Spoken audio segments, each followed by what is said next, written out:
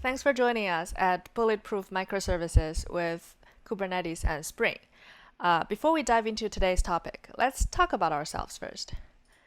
My name is Bella Bai. I'm a software engineer on the Spring Cloud commercial team. My actual name is pronounced as Yu Xin with the tones, which is not an easy thing to do for a lot of people. So I'll just keep it simple. Everyone can call me Bella. I live in Boston, Massachusetts, and I'm servant of two rescued kitties, Chocobo and Paprika. Actually, as we speak, Paprika is on my lap right now, so we might hear her meow and greet you at some point today. I love animals, especially the furry ones.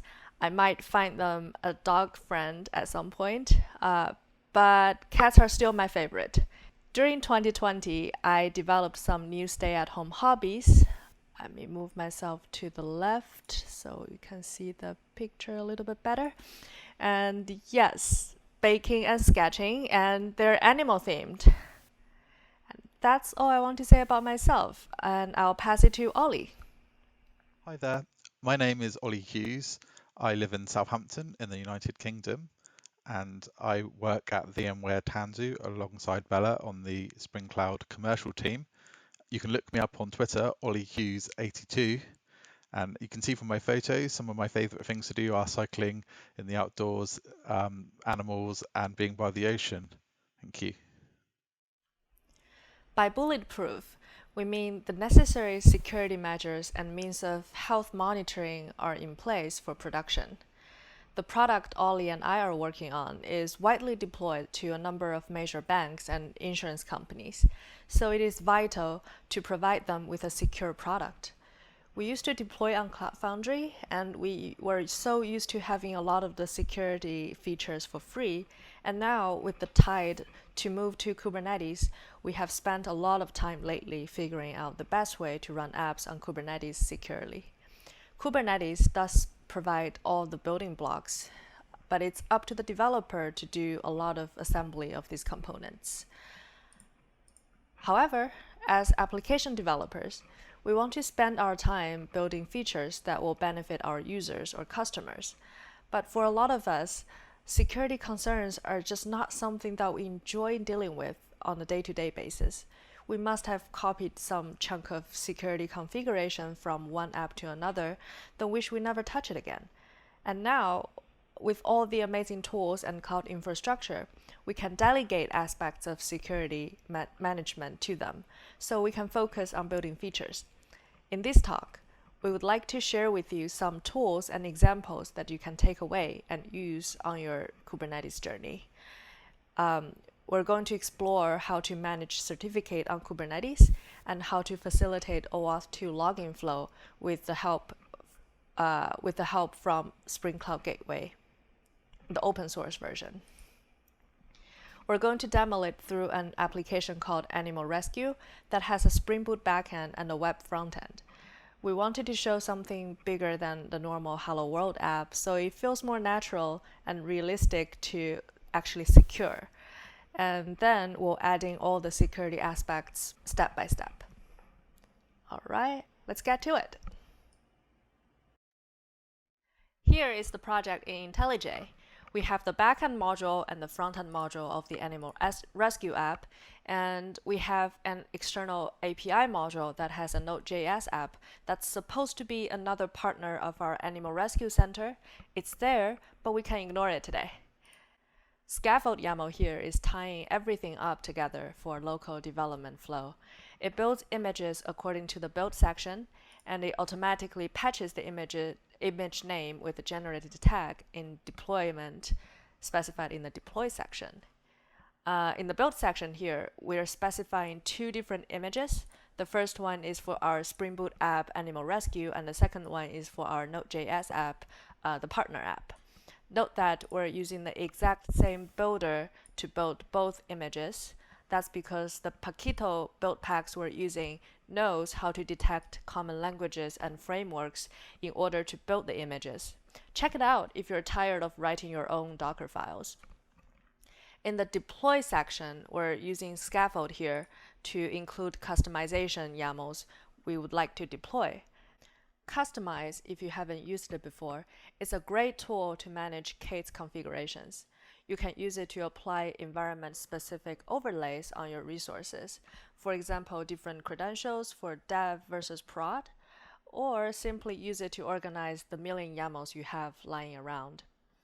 Scaffold also support kubectl commands here if there is any cluster paving work needs to be done, or Helm charts if there is any dependency we need to install.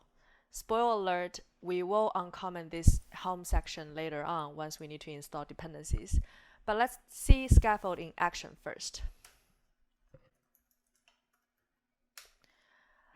I'm using Scaffold Dev here, which will automatically rebuild images if we change our code in the build context, or automatically redeploy Kate's resources if the images changes or we change anything in the deploy context. While we're waiting for Scaffold to run, let's quickly have a look at the application itself. The front-end app is a React app that gets compiled and copied here into backend as static resource. Our backend is a fairly standard Spring Boot app that serves up the front-end, maintains a list of animals that's awaiting adoption, and a list of eager adopters in memory, with me on the very top of this list. Then we have a simple controller that returns all the animals or handle adoption requests from users. In terms of deployment, we're using Customize to set common labels, override namespace for the resources, and create a config map based on the application YAML file we have in this folder. This config map is mounted to our animal rescue deployment. That way, we can change configuration for the app without needing to rebuild the image. We're creating the namespace for our applications here, and a load balancer service to access the app. Let's see if the deployment is ready now. Seems healthy. Let's take a look at all the namespaces we have. So now we have this animal rescue namespace and we're currently in it. So I'll just list all the resources we have here, and we can see that we have animal rescue pod, partner pod, and the services, the deployment, replica set, and this external IP is what we can use to access the app. So let's take a look here. It's constantly spinning and not actually loading the app. I wonder if it's because we're using HTTPS instead of HTTP, because our application is only available on port 8080 but not on port 443. And yes, once we remove HTTPS, we can access the app.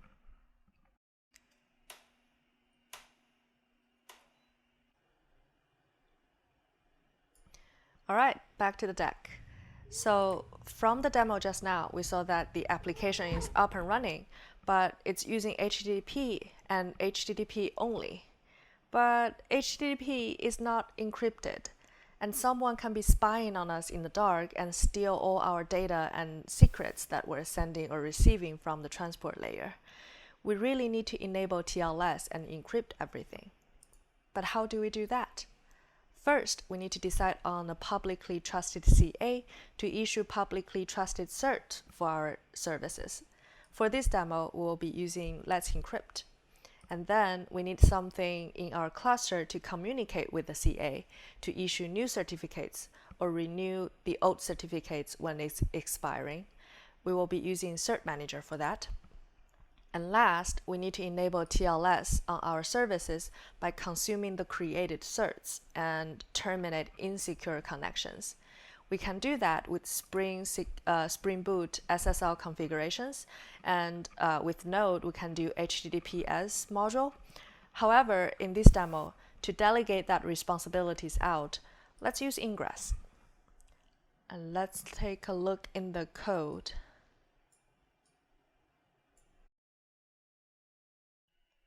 Let's install it with Scaffold like I promised you before.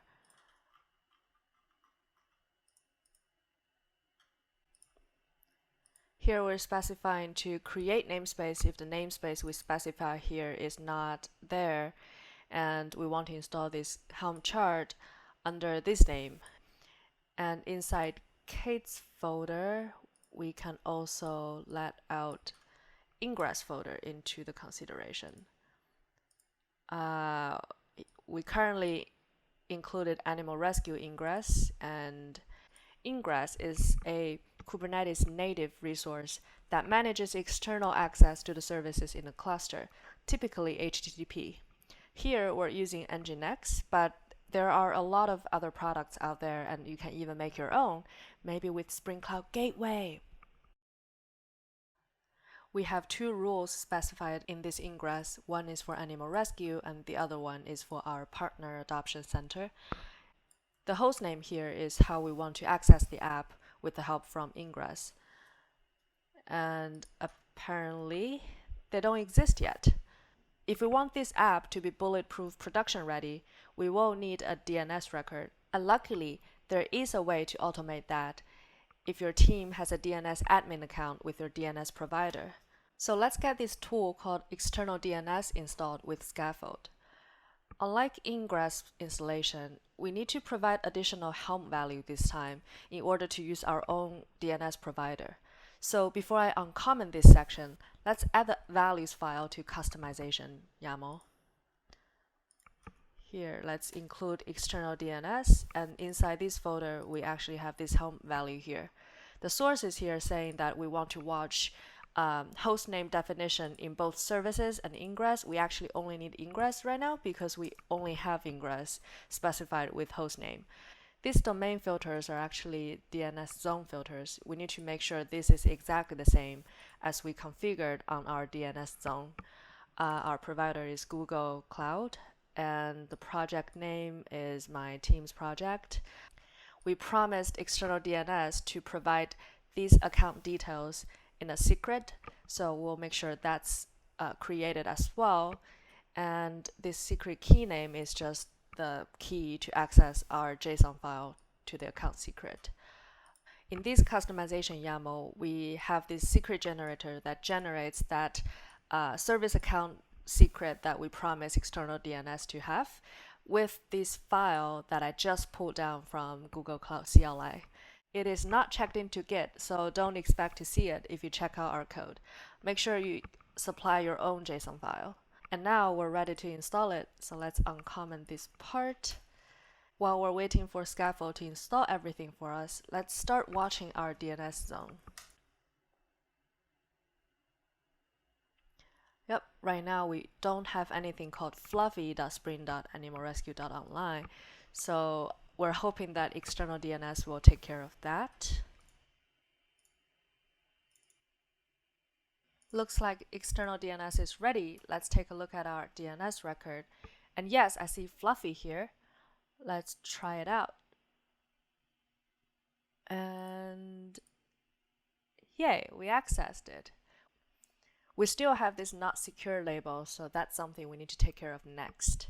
Let's come back to the code, and we need to add in Cert Manager.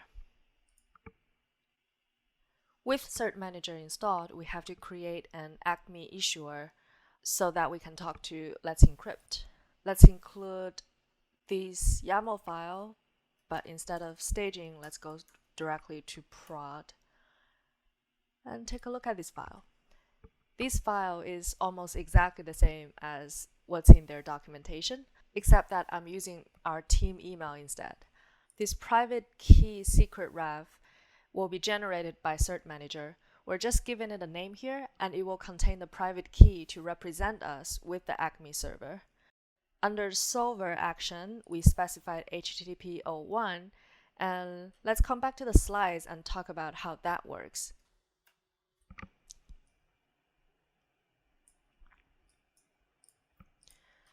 To start the HTTP challenge, we start by asking Let's Encrypt for a certificate. Let's Encrypt then replies with a haiku. Here is a token. Serve it up with your server. I will check later. We have no choice but to put the file derived from the token and our private key on the web servers that our domain is pointing to, and notify Let's Encrypt. Let's Encrypt then retrieves the file from ACME challenge path on our domain. Because of this step, our domain needs to be publicly accessible, which should be taken care of by external DNS at this point. And this ACME challenge path cannot be protected by any sort of authentication. Otherwise, Let's Encrypt won't be able to retrieve it. Once the file is retrieved and validated, Let's Encrypt will note it to themselves with another haiku. I trust this account. I will grant a valid cert on their next request. Then we can claim our victory and retrieve our cert. Yay! By setting the HTTP 01 solver on our issuer, Cert Manager will help us to get through the challenge without us worrying about any of these steps. Let's see it in action. We already have the Cert Manager section uncommented and Let's Encrypt prod issuer included into scaffold. The only thing left is to make sure that we actually enable TLS. So all we need to do here is making sure that in our ingress, we specify which cluster issuer we want to use. We enable this TLS ACME, so making sure the ACME challenge path is not protected. And then we can uncomment this TLS part so that Cert Manager is going to create certs under these secrets for us.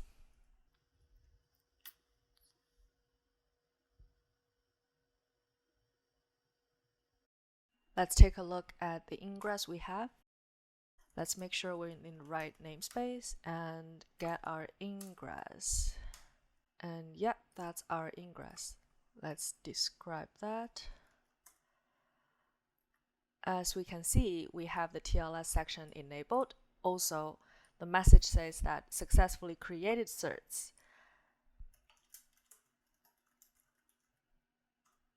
I'm not sure what happened with partner, but since this demo is not about partner, let's just focus on our Fluffy and take a look at Fluffy. Refresh that. It is a valid cert coming from Let's Encrypt. I don't know why we still have this label here. Maybe it's a Google thing. And here we go. Seeing this little log here. Isn't that exciting? And now, to make sure our animals will be taken care of by trustworthy adopters, we need users to log in before they can make any adoption request. However, our backend doesn't have any security code built in, so this doesn't work right now. And one last thing I would like to check before we move on is to make sure that our app is only accessible through HTTPS, but not HTTP. So if we do curl HTTPS, it works. But if we do curl HTTP, we got a 308 permanent redirect. And that's all about TLS. Deck again. So we have enabled TLS for our application. This hacker monkey can no longer see our secrets. We're safe. We need to decide now how we want to authenticate our users. And sometimes we would like to check if users have if users are authorized to do certain actions. And sometimes we might want to allow users to use their existing accounts, for example, GitHub or Google, to access our K8s app.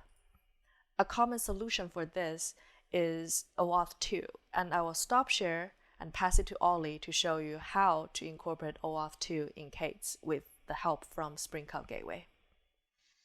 Thank you, Bella. That was a very clear explanation of TLS.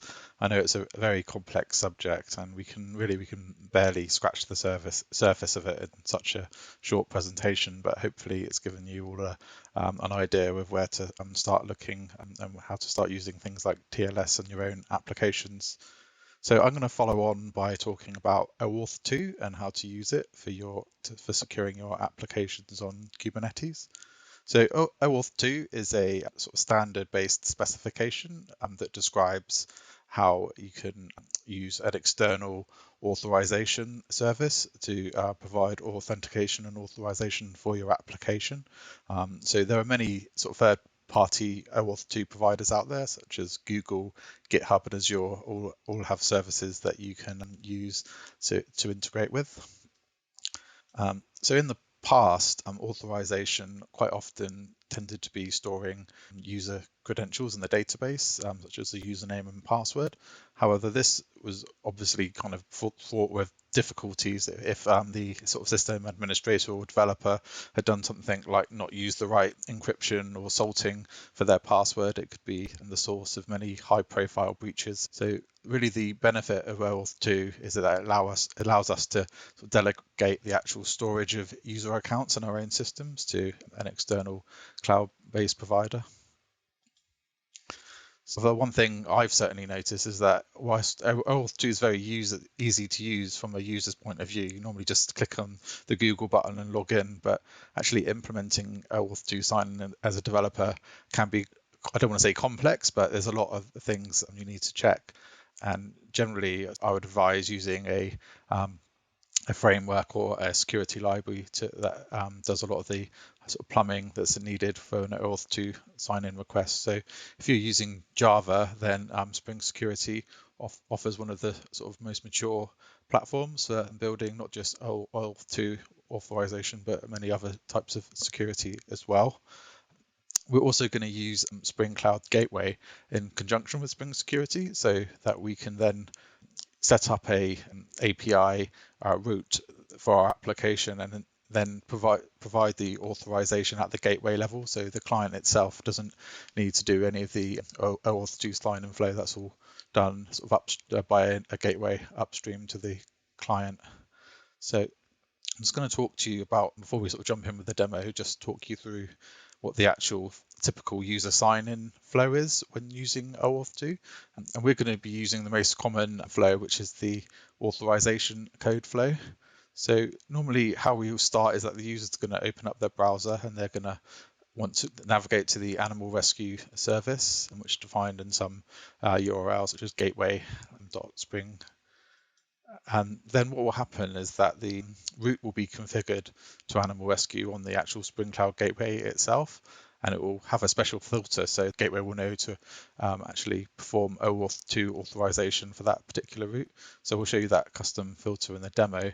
But the first thing that will happen is that the Gateway will redirect the client to the Auth 0 sign-in page. Now, for each client that you have, you need to create your own sort of sign-in page in the Auth 0 settings console. So the user will then be provided to the Auth 0 sign-in page for that application, and they will enter their username and password, or however they need to sign in, and then a redirect will be sent back to the gateway, and this will contain a special authorization code that's unique to this sign-in session. The gateway will take that code and it will actually authorize again with the Auth 0 service, and it will exchange the authorization code for an access token. So now the access token is available and access is granted to the animal rescue application, and the user has access to the resource. So hopefully it will be easier to show that sequence by doing a demo. So what we're going to do now is show a demonstration of using SpringCloudGateway on Kubernetes, and we're going to use OAuth 2 authentication and then use that to protect the application. We're using the same repository as Bella used in her demonstration. It's the animal rescue repository on GitHub, and we'll share the slides at the end of this talk. So all I've done is added a new sub-project into the animal rescue project called OAuth 2 Gateway, and this simply contains a Spring Boot application that has SpringCloudGateway enabled, and it is configured. So to begin with, we've set up Spring Security and provided some details about Auth 0 so that means that the gateway, when it's acting as a resource server, is able to communicate with Auth 0 and exchange the client ID, client secret, as well as the authorization code, and exchange that for a JOT token. And we also configure the Spring Cloud Gateway, so it's enabled and it has a number of routes defined. The first route is the front end, and you notice that this doesn't have any security or special filters. This just allows the user to open up the animal rescue front page without any security. Now we also have a backend auth route here. Now this route has a special filter called OAuth 2 login. So when the user clicks the logon button, this Spring Cloud Gateway route will be activated, and this filter OAuth2 login will be called, and we can take a look at that. So this filter will set up the security rules that are needed, but the important thing is that the gateway will only apply the security rules when it hits this defined /API ** route. It won't, and the other route will not have the security applied. Okay, so as we mentioned before, the gateway is deployed onto Kubernetes, so we'll have a look now at what this Kubernetes deployment looks like. So this is a tool called Octant by VMware. It's an open source tool, and it's very useful for visualizing the workloads on Gateway. So we can see here our Gateway is green, so it's healthy, and it's got a single pod. We have our deployment at the bottom here. So we can see that we've got the information about the pod here and the other configuration. So if we have a look down here at the environment variables, we can see that there's some specific Spring security configuration that we've set here instead of using the application.yaml file. So the reason is that this contains the client ID and client secret. So instead of storing it in plain text, we've used the Kubernetes secret that is linked into the deployment. So this is very useful when you want to pass in secret information to your application. So in order to access the gateway pod, we have an ingress. So I'll navigate here and show you. Any HTTP traffic that comes to gateway.spring.animalrescue.online will be routed to the gateway pod.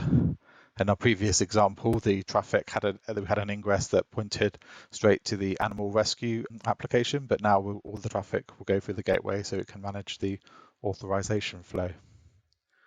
Another thing that's worth mentioning is to actually deploy the open source gateway, there is quite a lot of YAML, so I didn't go through this in detail, but in total there's 156 lines.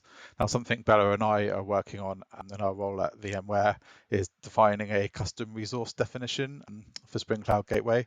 This will be available to VMware Spring Runtime customers, but you can see we can achieve what we did in 150 lines of YAML with only 30 lines. So this just shows the power of using custom resources to abstract away the configuration that is kind of common between different types of gateway.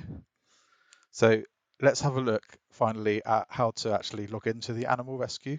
So I've got the link saved here, and you can see the first page will take us straight to the site without any authentication requested, but I can't do anything like adopt the animals. This is grayed out. So what I'm going to do is click sign in. So you can see on the right here, I've brought up the slide again about our flow sequence of events when authorizing with OAuth2. So the first sequence is the gateway's redirected me to the OAuth2 sign-in page. I'm going to enter my credentials with Google.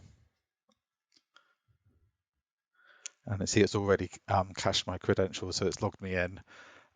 So, but you can see what's basically happened is that we went here, we got the 302 redirect, we got our access token, and then the Auth0 service replied to us with a token, and we were able to access the resource. Now I can click on an adoption and fill out this form.